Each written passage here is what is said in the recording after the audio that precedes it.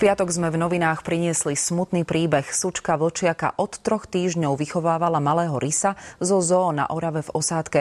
Bolo to už jej tretie adoptívne mláďa. Poľovník ju však zastrelil. Naši kolegovia zisťovali, čo teraz bude s malým rysím mláďatkom. Celé hodiny sa dokázala s ním hrať a proste suplovať toho súrodenca a matku. Pri týchto smutných záberoch sa až tlačia slzy do očí. Malý rys Vicky zrejme nedokáže pochopiť, prečo je jeho adoptívna psia matka mŕtva. Dokonca pri nej aj pradie.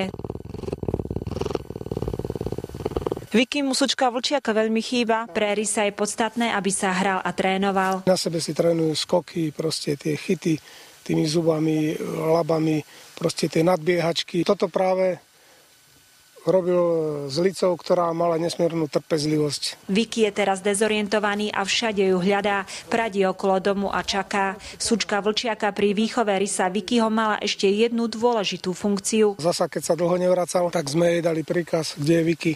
Ona išla, proste hľadala takto krížom krážom stopu. Našla ho v tom lese a proste tak mala práve tento špeciálny výcvik na to, ako dostať toho rysa naspäť k uchate. Aj keby sa Majdovci celý deň venovali Vickymu, nikdy Sučku vlčiaka nenahradia. Ťažko, môžeme sa snažiť to suplovať, ale proste zviera bere zviera ináč ako človeka.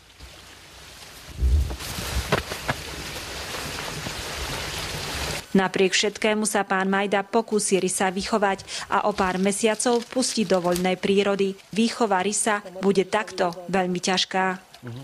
Z Osádky pre televíziu Joj, Eliška Prečová.